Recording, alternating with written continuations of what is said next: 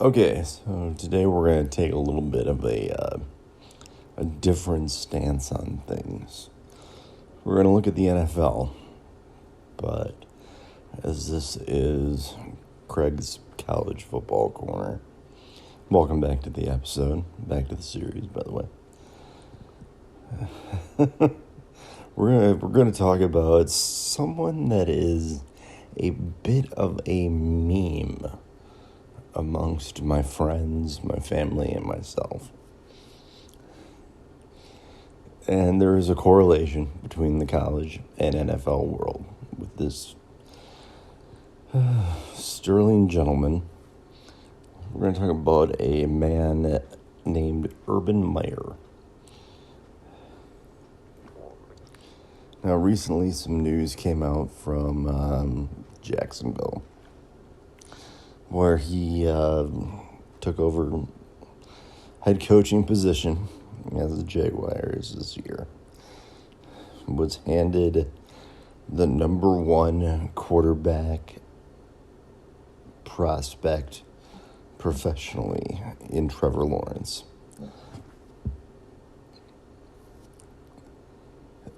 And basically has run that organization into the ground on his own volition.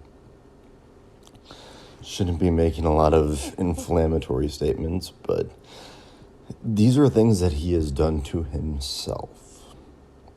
And what I mean by that are, he had lofty expectations of being able to have success at Bowling Green, Utah, Florida, and Ohio State in the college realm, and that he would be able to take over an NFL team that has notoriously struggled with, basically almost like ever since its conception, and especially in the past decade, other than, 2017? Blake Bortles, I think, brought them to an AFC championship game. They lost on a last-second field goal. They could have gone to the Super Bowl. Because I think that was the year that the Patriots beat them and then went on to lose to Nick Foles and the Eagles. Do not quote me on this. This is all just off the top of my head. But yeah, he goes into a program. And not even a program. You can't call them programs at the professional level like that. But he goes into an organization. Shad Khan, owner of the Jaguars. Very happy to bring him in. Thinks that he's going to revitalize the culture, turn things around. It didn't happen. And now they're 11 losses deep into the tail end of the year. And the program is just in complete dysfunction. I mean, we can talk about Urban Meyer's booty-shaking, club-going, restaurant ownership experience as much as we want. But that's not really what we want to talk about. The news that broke coming out from this week. The Jaguars got beat 20-0 by the Tennessee Titans, who started off the year really well. And I think Mike Vrabel's a good coach. It really kind of, no, not really, but incredibly put a damper on their season that Derrick Henry went down for an injury out for the season. Ryan Tannehill, fairly reliable quarterback, at least, I think you could say. But The biggest thing is that after the game, apparently there was a supposedly closed doors meeting within the Jaguars organization where Urban Meyer was asking his coaching staff to try and defend their resumes against his own. And having been only a college coach and a significantly losing NFL coach, I mean, that seems a little bit dismissive, disrespectful, accusative, if you will. But he asked his coaching staff, of whom he hired himself, to defend why they should be a part of Urban's legacy, or lack thereof now.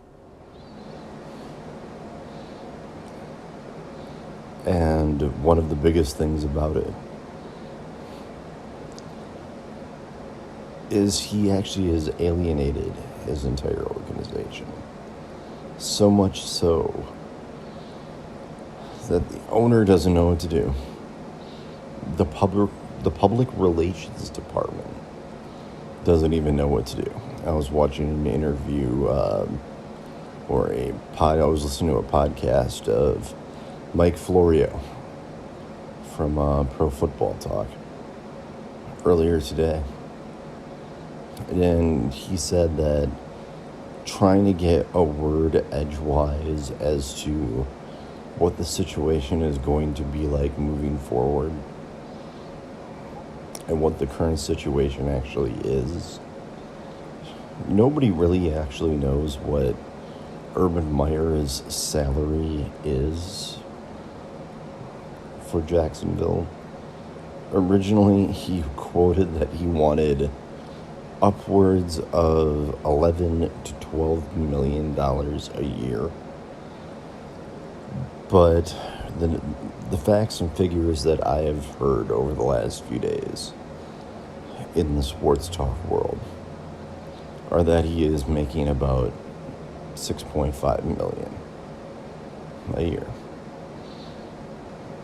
But under a pretty stretched out, lucrative, prorated contract that the organization would have to pay him out for. Do they want to do that? Do they want to put the money that they invested in Urban Meyer and have to depart with that and probably be only able to bring in a middle-of-the-road coach next year that would have to have Trevor Lawrence learn from, who you wanted to be the face of your franchise, that you wanted to turn the program around offensively? Do you really want to do that and sacrifice that money, sacrifice that time, and basically sacrifice that commitment and that draft pick to be held liable to somebody that may or may not be able to help Trevor Lawrence with the problems that he's had? But where do you go from here? I mean, I don't really think that you could get any worse. Trevor Lawrence, I think, would have been the next Justin Herbert in a better situation, in a better coaching environment to be able to harness that talent and really take hold of that offense. He struggled this year quite a bit. They have Jaguars have a -19 turnover differential this year. They also have, in Trevor Lawrence, I believe he's only thrown 8 touchdown passes in the last 9 games, or somewhere along that figure. But, I mean, the biggest thing you got to look at is 11 losses now. 11 losses for a guy like Urban Meyer that in his entire tenure at Ohio State had, I believe, 9 losses. 1 year as a professional coach. And he already has 2 more losses under his belt. After the second game of the preseason, he was already calling out his coaching staff. Once again, that he assembled himself. So that kind of puts somewhat of the blame upon himself. After the second game of the preseason, calls out his coaching staff, calls out his players, and basically calls out the organization for being unmotivated, and that he's not a losing coach, and he will not tolerate that. Well, I got 2 things to say for you, Coach Meyer. This isn't college. You can't corral these kids as though they were looking to go onward to making a lucrative salary at the next level. You cannot go in there like a drill sergeant your first day and expect these kids to play for you on the volition that, I'm going to get the most out of these kids because I'm going to be hard on them, and that'll motivate them to be the best they can. Well, first of all, they're grown men. Second of all, they're making more money than you are per year. And the other thing is, if you're going to do something like that, if you're going to have the respect of your team, you need to travel back with them. You need to not be going out to the club. And you need to really have a grasp on your organization. Trust your owner. Trust the coaches that you selected to be part of your staff. Motivate. Don't be stoic or even dismissive of a quarterback that could be potentially amazing just because you got off to a bad start. You're a college football coach. Motivate this kid and help him out. That's going to do it for today.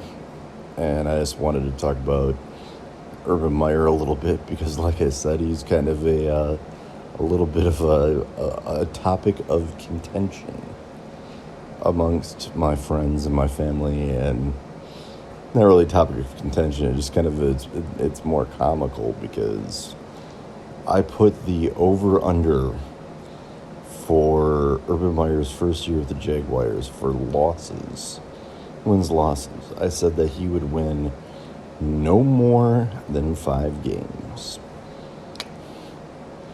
We'll see what happens there. I think things are going to fall apart at the seams a little bit more over the course of the next few weeks. But we have yet to see. Everyone have a good week. Take care of yourselves. And thanks for listening.